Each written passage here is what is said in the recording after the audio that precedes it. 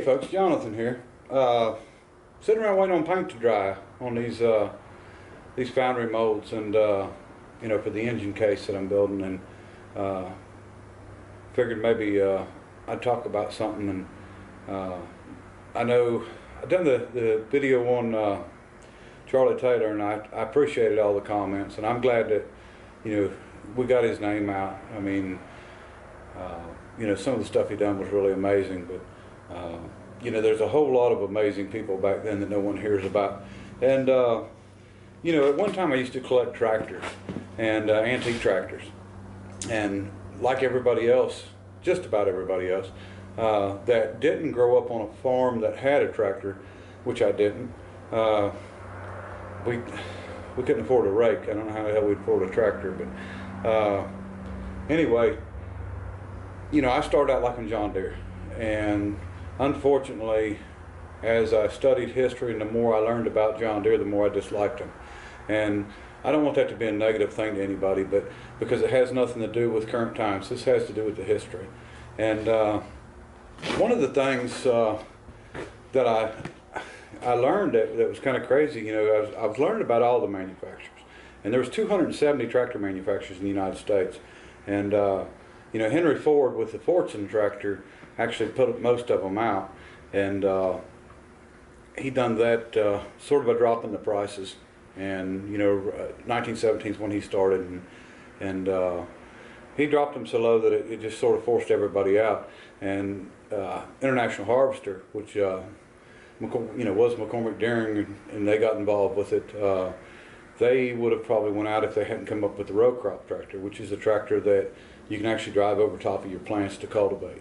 And I'm not a farmer, and you know, we've had a couple gardens and had plenty of gardens in West Virginia, but I mean, we don't. I never grew up on a farm, so I didn't have a particular liking to a certain kind of tractor. Grandpa didn't have a Minneapolis Moline or something like that. So, but anyway, what I did start liking was GI Case tractors, which you know, became Case, and then they bought out International, and Tenco was involved, and now it's Case New Holland.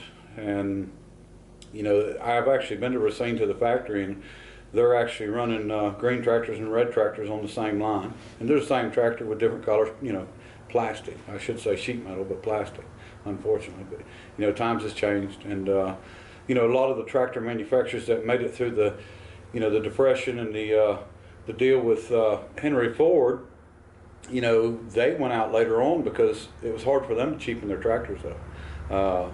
You know, Case and International both had that trouble. Minneapolis Moline, you know, that was built so heavy and so tough. You know, you got to realize that back in the 60s and 70s, people would take, you know, an old, let's say a Massey Harris 44, or yeah, Massey Harris 44, or Massey Harris 55, or even the old Farmalls. A lot of the F-20s, the F-30s, they would pull the engines out and put V8 engines in, and you know, build the engines, you know, with a lot of horsepower, and they could go out there and pull a tractor pulling sled and never tear the rear ends out, and everything was overbuilt. And in tractor pulling, we lighten a lot of things up. I've taken gears out of the back of, you know, a bull gear out of the back of a tractor, and throwed it in the lathe and turned it down to make it lighter and make it narrower, even though you would think it would lose strength. You know, they're built so heavy that you didn't have that much trouble. Wear and tear, losing, you know, having a seal go out, losing your oil is what killed tractor engines, or tractor transmissions, rear ends and stuff. And engines, of course, usually was freezing. And you know, back then, I don't know how anybody that welds, you know, I don't know if they've ever welded an engine block from the 20s. They weld like steel. They don't weld like the cast iron welds today. But GI Case, a couple things about him. His name was Jerome Increase Case, and you know, he didn't start out in tractors. Of course, you know, most of them didn't. You know, John Deere started out in plows, and he actually worked for Grand Tour Plow Company, which was owned by a guy named Andres, and Case ended up buying Grand Tour Plow Company. But anyway, they in 1892, you know, they was already building steam tractors. Case was the biggest steam manufacturer in the world, and steam traction engines, steam stationary engines, you know, you name it, they was building it if it had to do with steam. And everything but a train. It did build a road locomotive, 150 horsepower. And I know 150 horsepower don't sound much, but you know, you got to realize that I think their 110 horsepower steam tractor had 2,700 foot-pounds of torque. It was something, you know, amazing. And you know, that'll pull with a 12 or 14 bottom plow tractor nowadays. And so the horsepower rating was a little different. And torque on a steam engine, you have torque from 0 RPMs. You don't have to have the engine spinning to have torque. From the time it takes off, its twisting force is the full amount of torque. And but anyway, 1892, Case and Patterson, a guy named Patterson, went together, and they put a gasoline engine in a tractor, and it didn't work out because they couldn't get a carburetor figured out. And you know, but Case was still, you know, innovative. They ended up going into gas tractors, you know, in the early 1900s, where John Deere didn't get into gas tractors until 1919 when they bought Waterloo Boy Company. And I don't mean to be putting John Deere down for anybody. It's just, you know, my personal preference from learning history. And but yeah, Case, you know, it was amazing that, you know, some of the stuff that he actually done. You know, he started out by, he bought a couple of old, I think they was actually called groundhog threshers, but everything's improved since then, and that's what a combine is, because it combines all them things together. And but he started out, he bought, I think, 3 of them, got on the train and left, and basically sold them 2 and used the other one to work, and then started his business. And he didn't start out with money. He was you know, grew up on a farm. He didn't have a lot of money or anything, but you know, some of the things that he had done, he was really lucky in life. He bought a horse, and it wasn't an expensive horse. It was just an average horse, and he named it JIC, which was his initials, except he spelled it out, JAY, and then EYE, and then SEE. And anyway, this horse became the world record trotting horse, and become a very valuable horse. Now, I never sold it. I'm sure maybe he, you know, bred it or something, but you know, that's the kind of luck that he had. And he actually owned at one time the biggest sailing ship on Lake Michigan, and he had it actually built, or had it built. And one thing a lot of people don't know, J.I. Case actually made cars. There was a car company in Racine, and from my research, what I could figure out is J.I. Case loaned the owner some money, and the guy wasn't able to pay it back, and he ended up with the company. And I think it was the Pierce, and don't hold me on this, but I think it was the Pierce Auto Company. It didn't have anything to do with Pierce Arrow. It was a completely different company. But he started building cars, and there's 100 cars left, you know, in the United States, and well, maybe overseas too. But I mean, there's about 100 cars left. But something a lot of people don't know, J.I. Case and you know, the Case Tractor Company actually had 3 cars in the first Indianapolis 500, which was in 1911. And you know, we're talking about big cubic inch cars, you know, 800 or 900 cubic inches, and you know, it was a neat race because the way that it went. You know, when back then you had a mechanic that rode with you, and the mechanic was actually your rearview mirror. He'd turn around and look, and you know, tell you when you could get over and not get over, or whatever. And you know, a lot of people died in them races. They didn't have anything safety, but what they done is the Marmon Wasp, the guy that was driving it, was the only one that did not have a mechanic with him. It was just him alone, and he had a rearview mirror. And as far as I know, that was the first ever use of a rearview mirror, and he was the one that won the race.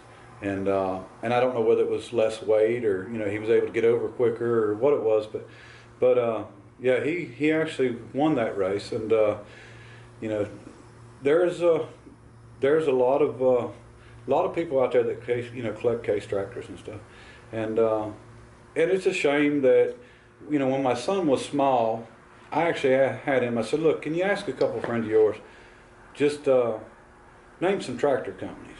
And the only thing they could come up with was John Deere and Kubota.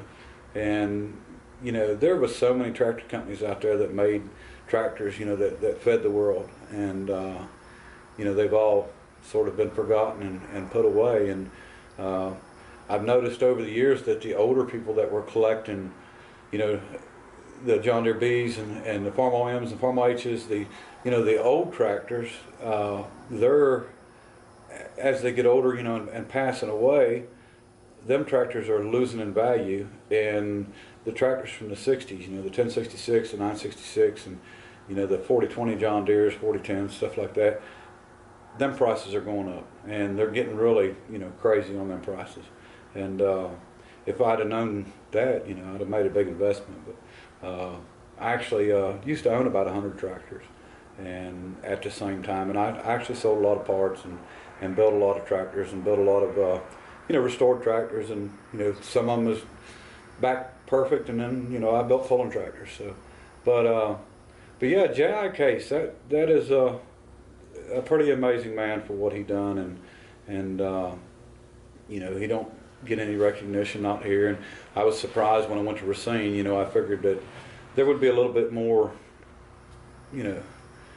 people there that would even know who he was, and it was kind of funny. There was the C&H Case New Holland factory there, and everybody knew what it was. But people that was born there and lived there their whole lives that knew of the factory, but didn't had no idea who J.I. Case Thresh Machine Company was.